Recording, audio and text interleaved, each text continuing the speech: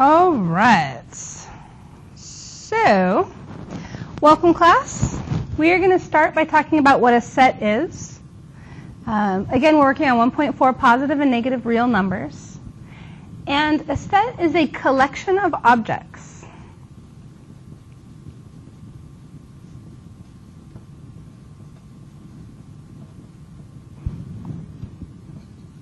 In our case, the objects that we're going to be looking at are numbers. And when we list the elements of a set, we put them inside these braces. Do your best to draw this. I know this is hard for some.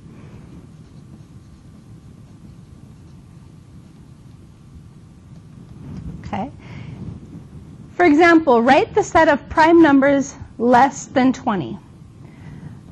A prime number is a number that's divisible by only 1 in itself. Oops. Your first prime number is actually 2, followed by 3, 5, 7, 11, 13, 17, and 19. All of these are prime numbers less than 20, and there are no other prime numbers less than 20. So now we're going to talk about some common sets, and we're going to start with the smallest one, the set of natural numbers. We abbreviate the set of natural numbers with a capital N, but it's got a little double bar here. Natural numbers are our counting numbers.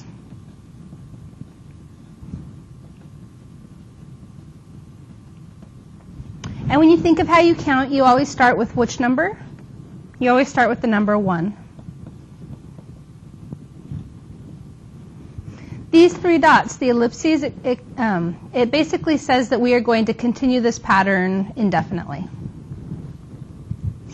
The set of natural numbers is the smallest set that we're going to discuss, and they are embedded within the set of whole numbers. In other words, the set of whole numbers includes every single element of the natural numbers plus one additional number. That additional number is 0.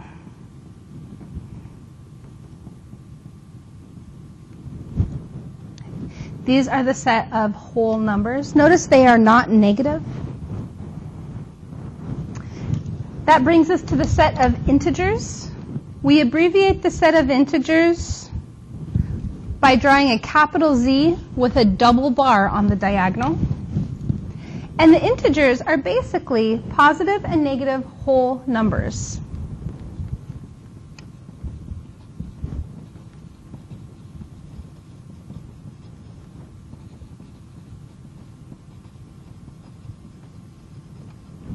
I'm using the phrase whole numbers loosely here, but they are positive and negative whole numbers. And they would include -3, -2, -1, 0, 1, 2, 3.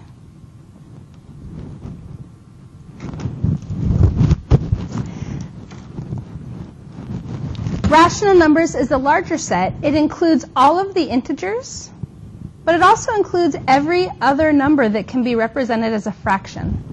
We write this as a capital Q with a little bar, on the Q. And again, this is any number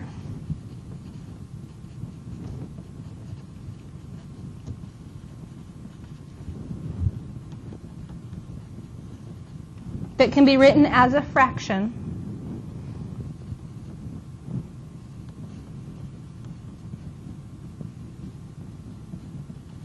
A over B. So this includes all of our integers. This includes, obviously it includes fractions. This includes both terminating and repeating decimals.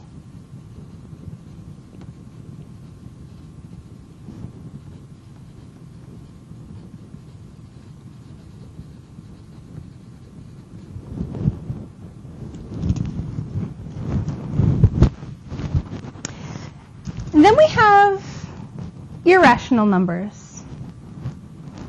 Irrational numbers are numbers that cannot be represented as a fraction a over b.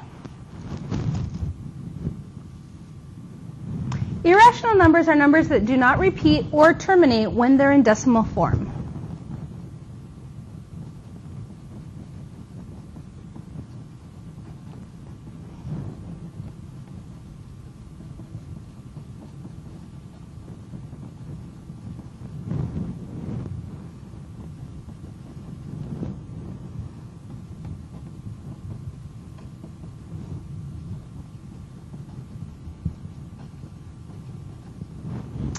A very common example of an irrational number is the number pi.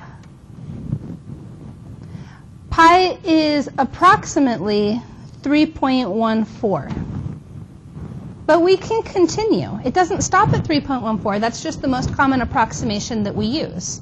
It's actually 3.14159265 and the number goes on and on and on forever. It never ends. And it never repeats. There's no pattern to these digits. Another irrational number might be the square root of 2. We can approximate the square root of 2 to be 1.414213562, and we could list these all day. We would never end. They would never repeat. Every single type of number that we've talked about so far fall under the umbrella of real numbers. We can abbreviate this with a capital R that has a double bar on that vertical part. Basically, real numbers are all numbers that are on the number line.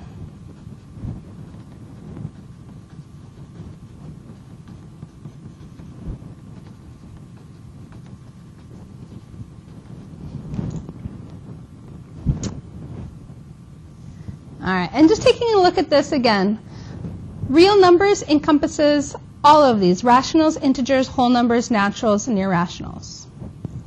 Rational numbers are fractions. An example might be 3/2 or 0.7 or 0.3 with a bar. Integers are whole numbers like 5, -2, 0. Whole numbers are numbers that are greater than or equal to 0. Natural numbers are numbers that are strictly greater than 0.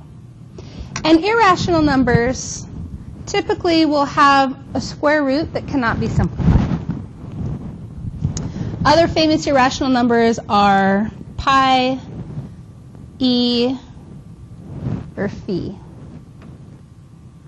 And that concludes our business for this section. So thank you so much, and have a great day.